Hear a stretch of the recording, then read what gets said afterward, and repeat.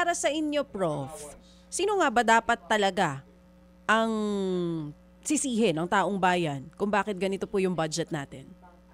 Ako po, kung ako yung tatanungin, ang accountability po talaga ay nasa parehong branches ng government. Ang una po kasi sa lahat dito, tingin ko, DJ Chacha, hindi kasi nasusolve yung kumbaga hindi na-address yung elephant in the room.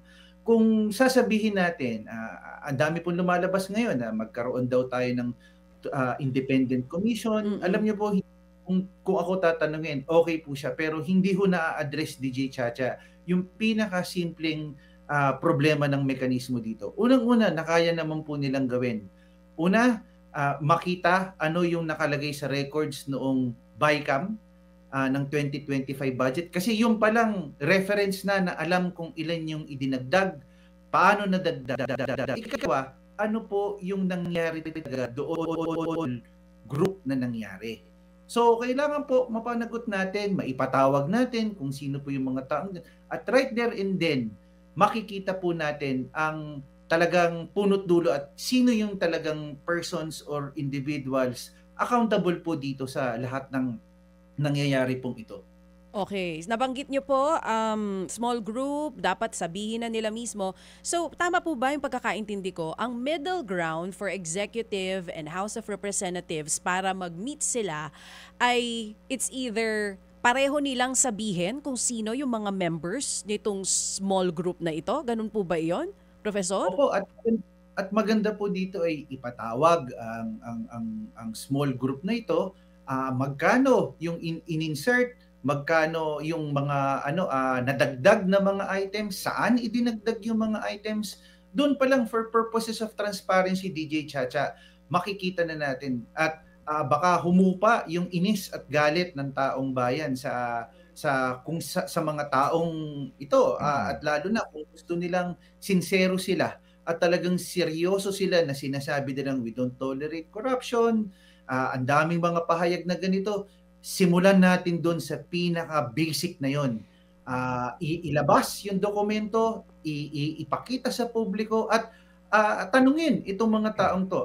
Naniniwala naman tayo na sa bansa pa rin din natin, bagamat maraming kritisismo, ay alam yon, pa rin din, na umiiral pa rin din naman yung rule of law. Maaring long road ahead of us, pero sibilisado naman tayo at naniniwala naman tayo sa tamang proseso at dun sa due process natin na tinatawag, DJ Chacha. Okay, sige. But Professor, just to remind you again na yung BICAM walang record wala silang minutes, no? Yan ang lagi sinasabi ng ating sila Senator Ping. Lahat, no? Na naging bahagi na rin itong BICAM na ito. Wala itong records, wala itong minutes. Depende na kung may aamin, di ba? At may magsasabi na sila ang may gawa nito o magngunguso na itong mga taong ito ang may gawa at sa isang open public hearing, Professor, no? Yun lang yun. Para lang go ahead. Manong Ted, idagdag ko lang, no? Yan din po isa nating sinasabi. Moving forward, ito hong 2026 budget at nagdi-deliberate na po. Una ho nang tanungin ho nila dyan, i-challenge ang hindi ho na pag-uusapan sa diskurso. Walang humahamon na ano ang legalidad muna ng insertion.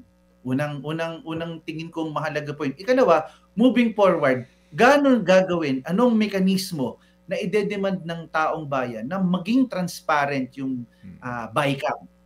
Di ba po? At ikatlo, bakit may small group pa? May BICAM na, mayroon pang small group.